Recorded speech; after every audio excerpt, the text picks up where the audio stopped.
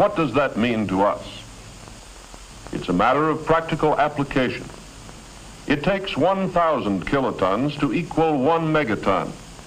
And by applying the scaling laws, the proportionate comparative effects of a larger bomb can be determined. The A-bomb exploded here was rated at approximately 30 kilotons. For comparison, let's use a 20 megaton H-bomb. The 20 megaton bomb, therefore, would be 667 times as strong as a 30 kiloton bomb.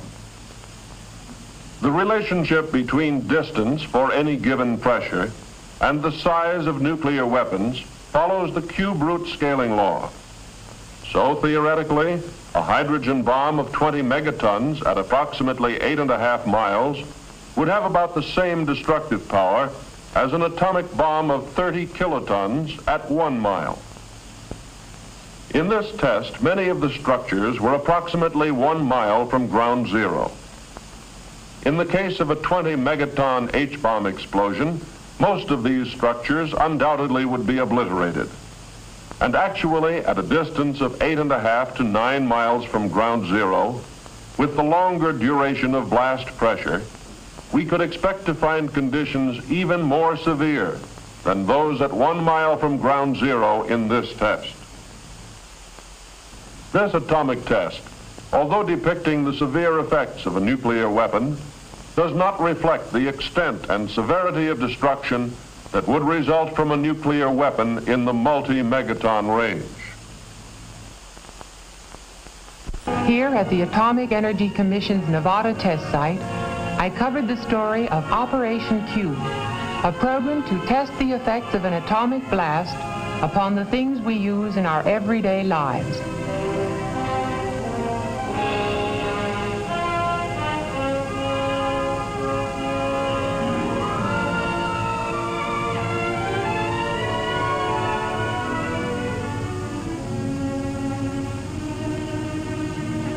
Operation Q, the atomic test program of the Federal Civil Defense Administration, as seen by June Cowan, reporter.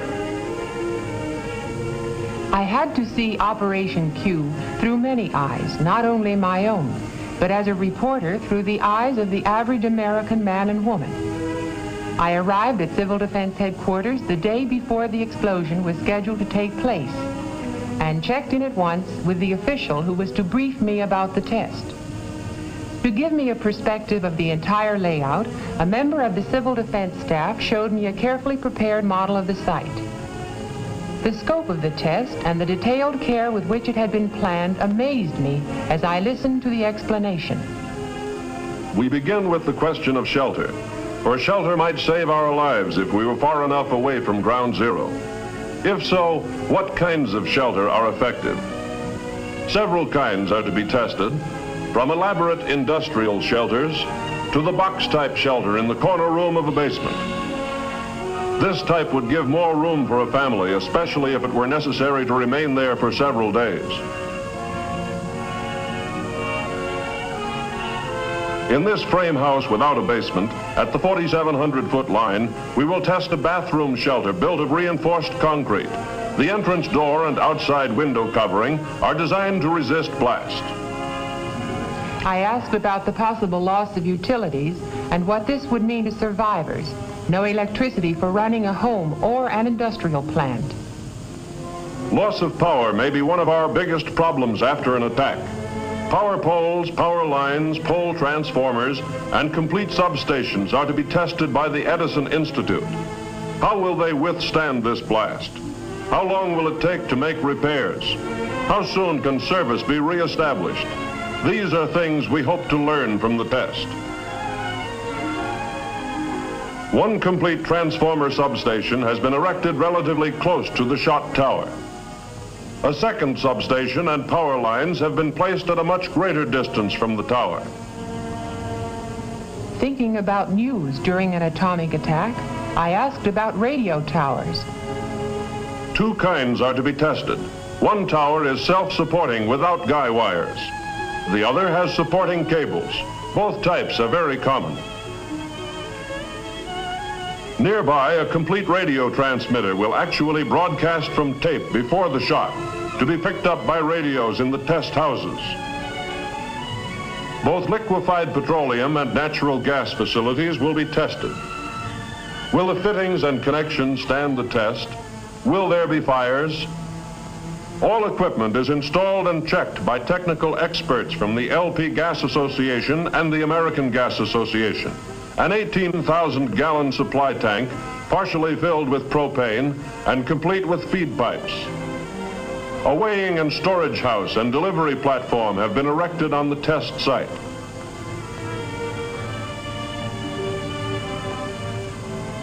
I was anxious to learn all I could about the various types of houses to be tested. 5 types are prepared for exposure to the blast and heat of this atomic explosion. First, a single-story frame rambler without basement built on a concrete slab. Second, a 2-story masonry with basement constructed of brick backed with 4-inch cinder blocks. Third, a house of 8-inch concrete blocks reinforced with steel. The 4th type is a single-story rambler made of precast lightweight concrete. Walls and roof panels were joined by welding steel lugs. The 5th, at the 5,500-foot line, is a redesigned house similar to one previously tested. This new design provides additional strength at a cost increase of approximately 10%. That's the real purpose of testing these houses, to find their weak points. Through the cooperation of the furniture and appliance industries, household furnishings were installed in the houses. Mannequin families supplied by private industry are to represent Mr. and Mrs. America. Interior home furnishings donated by industry are complete in every detail. I looked at the mannequins sitting about so indifferently. Naturally, I was very interested in preparations for the testing of textiles and synthetic fabrics. Rows of mannequins were set up in the open facing the blast. Each item of clothing and each color had been carefully selected to give much needed survival information. I was especially interested in the food test program. Canned and packaged foods are to be tested. As a mother and housewife, this appealed to me. I had several questions to ask. Would food in the average home be safe to eat after a blast? Food testing in Operation Q is planned to answer this and other vital questions. Some foods are to be tested in the house, stored in the usual way. Other foods, including fresh meats, butter, and similar perishables, are to be tested just below the level of the ground at 3 positions along the main test line. This will expose the food to high-intensity radiation without risking destruction of the containers. Test items include sterilized foods packaged in cartons, metal, and glass. All will be exposed according to plan to give us the most survival information. The night of the actual explosion, or rather early in the morning, came at last. On Media Hill, television equipment was ready to bring the test into homes from coast to coast. Reporters, commentators, military and civil defense observers all had a purpose: to study the results of this explosion. At a position a mile forward from Media Hill, the Civil Defense Field Exercise Group had assembled with their equipment.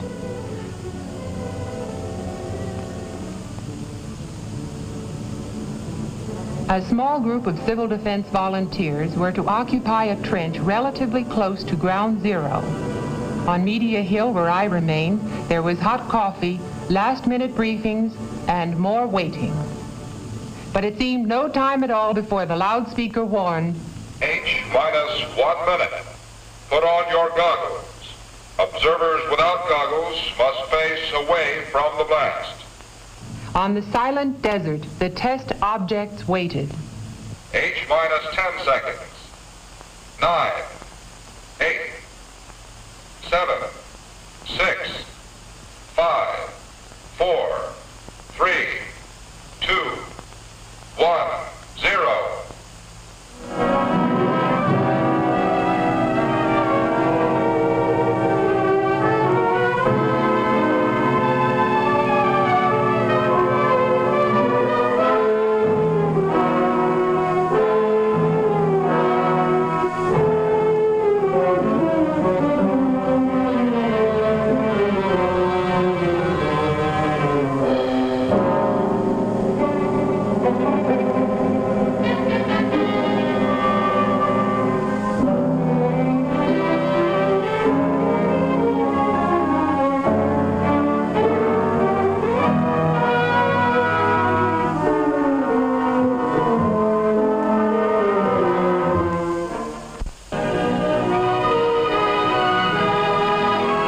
24 hours elapsed before we were permitted to view at first hand the results of the explosion. Let's see how the blast affected the houses. This is what remained of the masonry house that was not reinforced.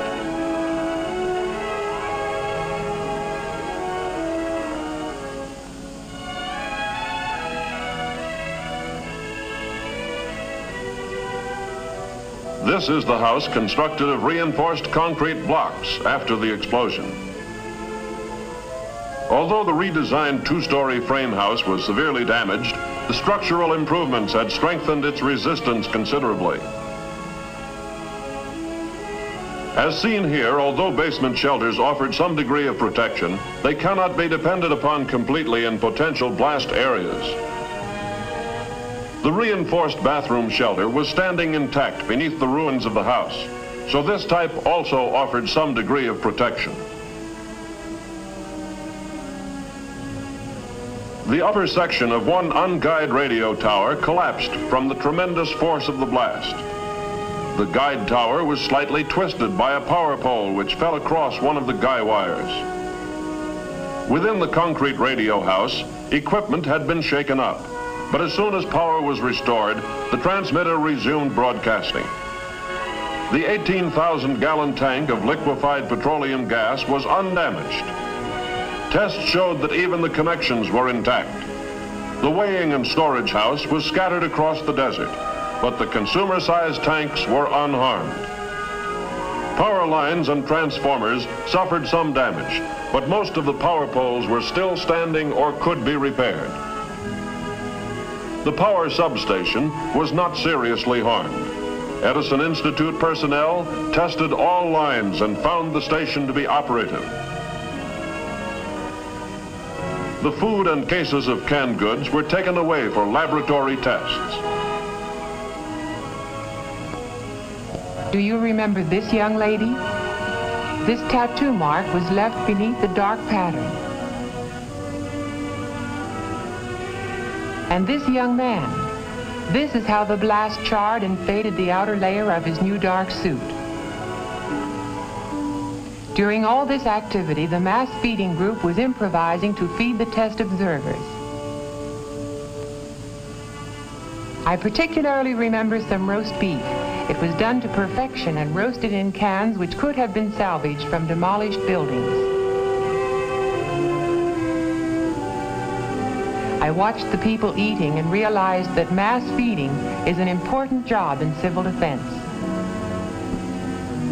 I took a last look at the debris and devastation. This time it was only a test, a well-planned test, not a real attack. It was a test of the things we use in everyday life. Many lessons were learned from this test that affect civil defense planning. And it must be borne in mind that multi-megaton weapons would result in much greater damage over a larger area. All these factors must be considered.